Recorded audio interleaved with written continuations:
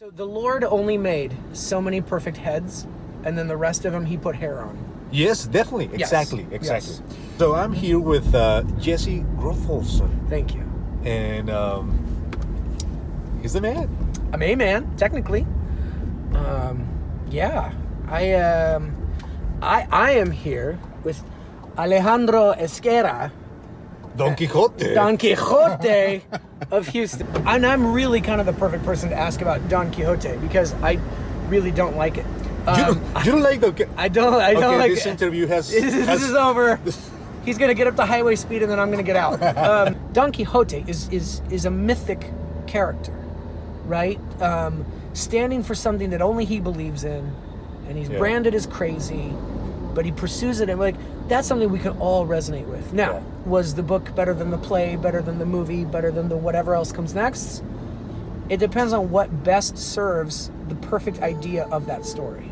But now, let me ask you a question. Yeah. Do you know where exactly are we driving right now? No, I don't. I don't. Okay. I'm a little nervous, but the door's locked, so I feel like, I think you could get us out of here quickly. So this is fine. I'm fine. Yeah.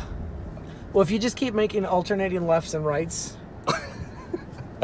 Oh, don't hit the baby. No. Don't hit the baby. Sorry, ma'am. No eye We're contact, sorry. No eye contact. He's fine. Okay, this is 45. There you go. Or 59. 59. Okay.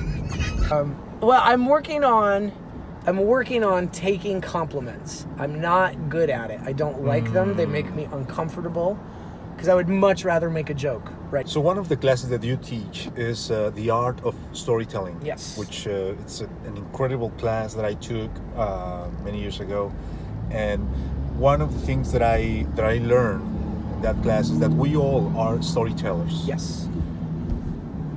But sometimes we're bad storytellers. Yeah, you especially. We're So what will be some advice that you will give, to become better storytellers? Okay, well, we have story in our DNA.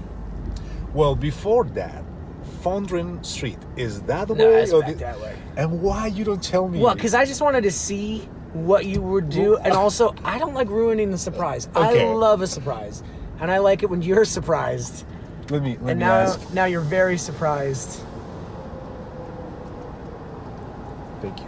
Oh, Yeah, nice. see, when Look you at that. smile to people, they are so nice. Not when I smile. We are so addicted to story that even our brains, when we go to sleep at night, our brains have to tell themselves stories in order to make sense of what's happened to you that day, right? So everything about us is driven narratively. If you're going to be a really good storyteller, there's a couple things you have to do. You have to relax.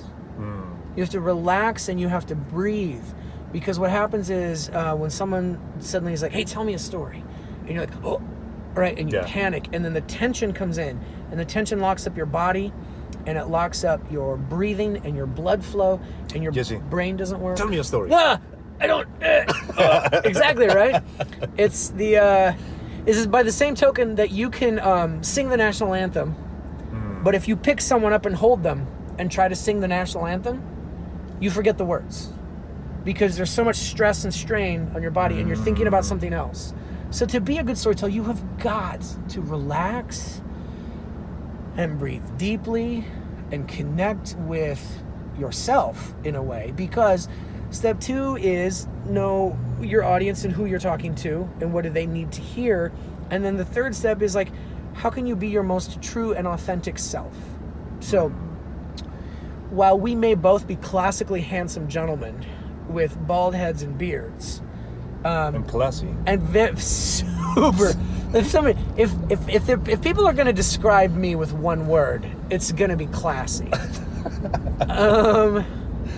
Is this the right way? Nah, you did it again. No, you did it again. But I'll help you out. You'll take the next right.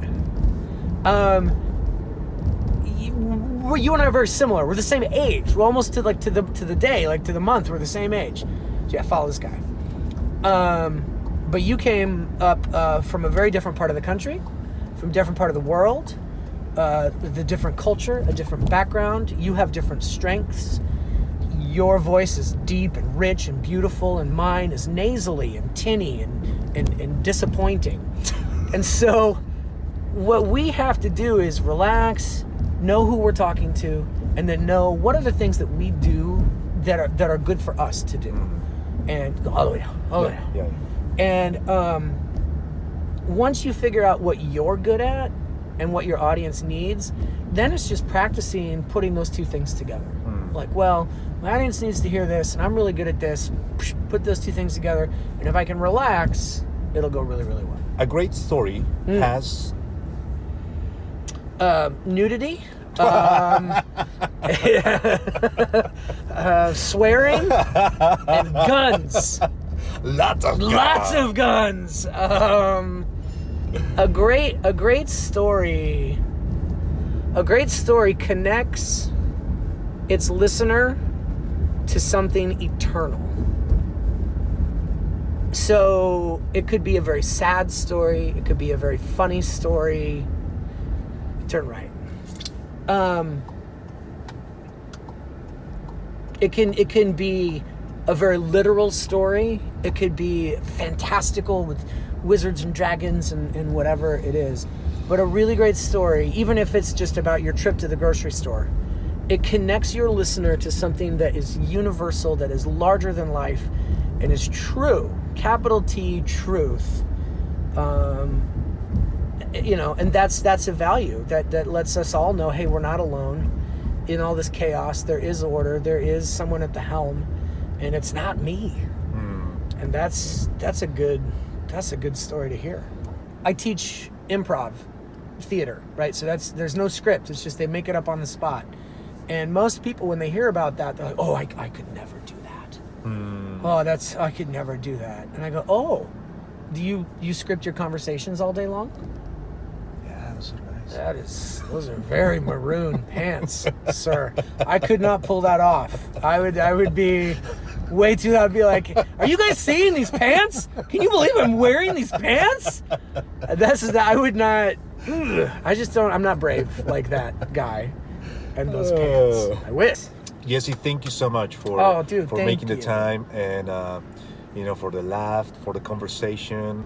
Wow. So, there you go. This was a small